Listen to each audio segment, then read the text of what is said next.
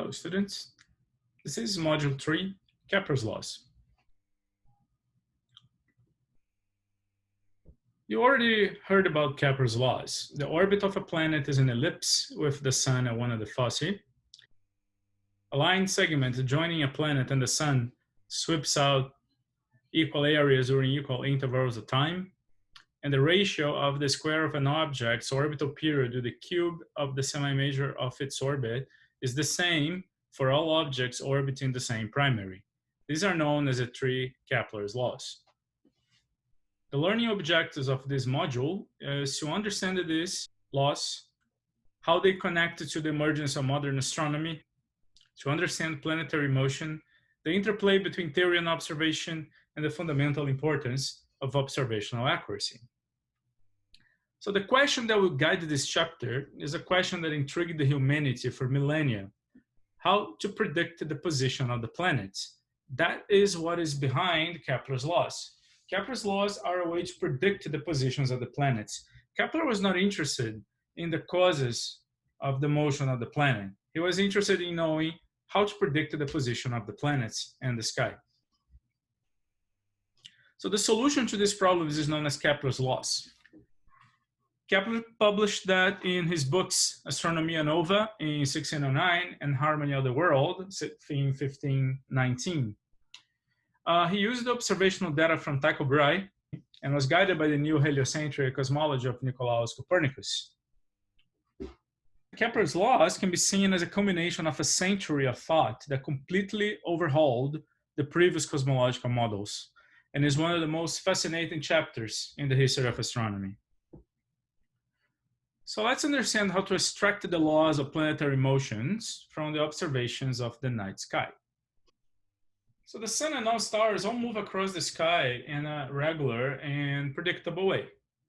However, the planets behave differently. They move east to west in prograde motion, but then they stop and revert their motion, moving west to east in retrograde motion, before stopping again and resuming the prograde motion.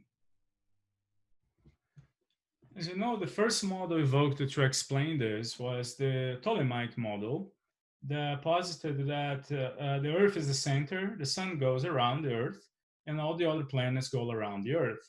And the retrogradation is explained because the planets are actually attached to an epicycle. The planet orbits in the epicycle, and the epicycle orbits are in the main orbit, which is called the deferent. So with this model, the ancients could predict the motion of the planet to sufficient accuracy, the accuracy that they had at the time. In fact, with this model, you can predict the position of any planet up to 1 degree accuracy. If that's the accuracy that you have, this is a pretty good model, and you accept it. In the heliocentric system, the retrograde motion is easily explained by the fact that the Earth is overtaking the planets. As the Earth overtakes Mars, you see a retrogradation against the background of distant stars.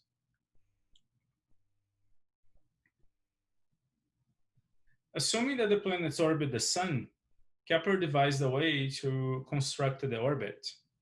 If you know the orbital period of Mars in the heliocentric frame, turns out that this orbital period is 687 days.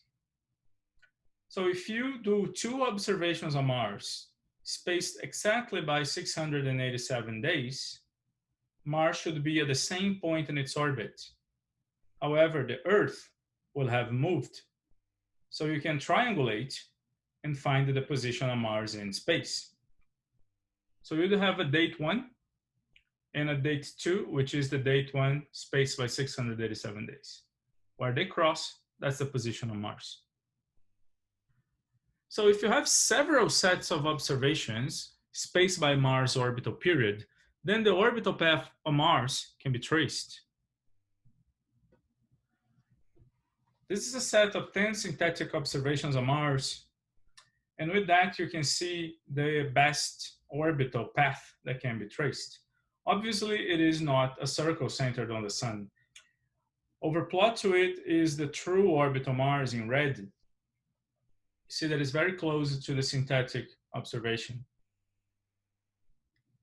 So this is the analysis that Kepler did back in the early 1600s.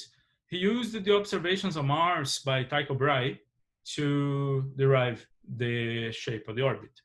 He measured that the shape was not centered on the sun, but he had no idea once he found the orbit what geometrical shape they corresponded to.